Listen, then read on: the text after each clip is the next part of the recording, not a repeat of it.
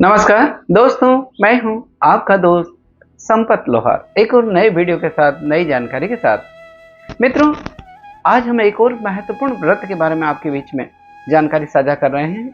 वो है कामिका एकादशी का व्रत।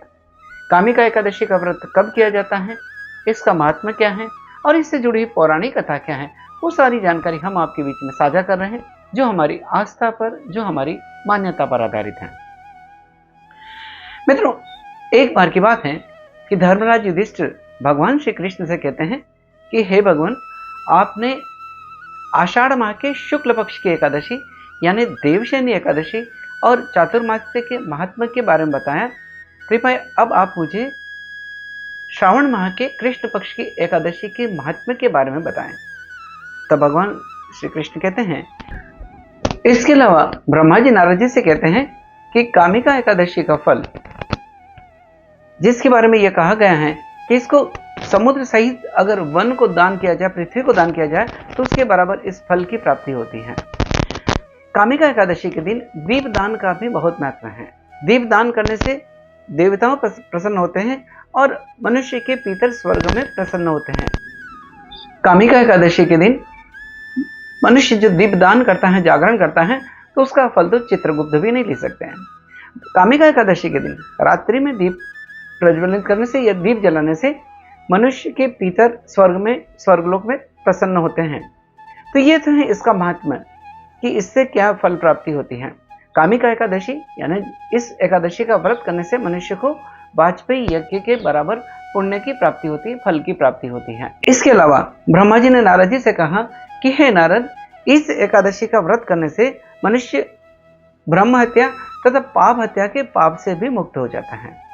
यह है इसका महत्व। यानी कामिका एकादशी का व्रत बहुत ही महत्वपूर्ण है और जो इस कथा का श्रवण करता है, विधि पूर्वक मनन करता है, व्रत करता है, उसके सारे पाप नष्ट हो जाते हैं। और जो मनुष्य इस कथा का विधि पूर्वक श्रवण करता है, मनन करता है और व्रत करता है, उसके सारे पाप नष्ट हो जाते हैं और मरने के बाद उसे वैकुंठ की प्राप्ति होती है, मोक्ष की प्राप्ति होती है। तो ये श्रावण माह के कृष्ण पक्ष की एकादशी का महत्व है। अब इससे जुड़ी हुई तुम पौराणिक कथा सुनो। एक बार की बात है कि एक नगर में एक वीर क्षत्रिय रहता था। उसके पड़ोस में एक ब्राह्मण रहता था। एक दिन किसी बात से उस ब्राह्मण और क्षत्रिय के बीच में हाथापाई हो गई और उस हाथापाई की नौबत यहां तक आ गई कि उस हाथापाई के कारण उस वीर क्षत्रिय के हाथों ब्राह्मण की हत्या हो गई, ब्राह्मण की मृत्यु हो गई।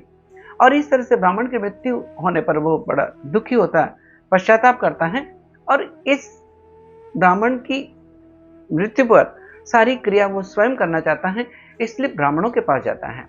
तब ब्राह्मण उनको कहते हैं कि हे क्षत्रिय, तुमने ब्रह्म हत्या की है, तुम्हें इसका पाप लगेगा। जब तक तुम इसका पश्चाताप नहीं कर सकते हो, तब तक तुम एक क्रिया नहीं कर सकते और न तब तक ब्राह्मण तुम्हारे घर भोजन कर सकते हैं।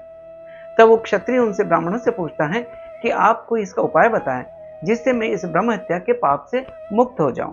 तब ब्राह्मण उनको कहते हैं कि तुम श्रावण माह के कृष्ण पक्ष की जो एकादशी आ रही है, जिस एकादशी को कामिका एकादशी कहते हैं, इसका तुम विधि पूर्वक पूजन करो, विधि पूर्वक व्रत करो और इस व्रत के फलस्वरूप तुम्हारे सारे पाप नष्ट हो जाएंगे।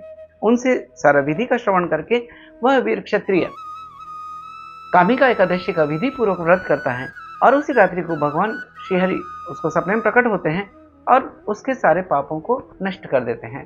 तो ये है इसके साथ जुड़ा हुआ महात्मा। यानी जो विधि पूर्वक कामिका एकादशी का व्रत करता है, उसको ब्रह्महत्या के पाप से भी मुक्ति मिलती है और उसके सारे पाप नष्ट हो जाते हैं और अंततः वो मरने के बाद में मोक्ष हो जाता है। तो ये थी कामिका एकादशी। यानी इस व्रत को करने से, विधि पूर्वक व्रत करने से, कथा का श्रवण करने से, मनन करने से, कथा को कहने से मनुष्य के इस लोक का सुख भोगकर अंततः परलोक में जाता और वहां भी सुख की प्राप्ति होती है। मित्रों, ये जानकारी आपको अच्छी लगी है तो इस वीडियो को लाइक करें, शेयर करें, कमेंट करें। इसी के साथ आपके दोस्त संपत लोहार को इजाजत दीजिए। जय हिंद, जय भारत, जय श्री हरि।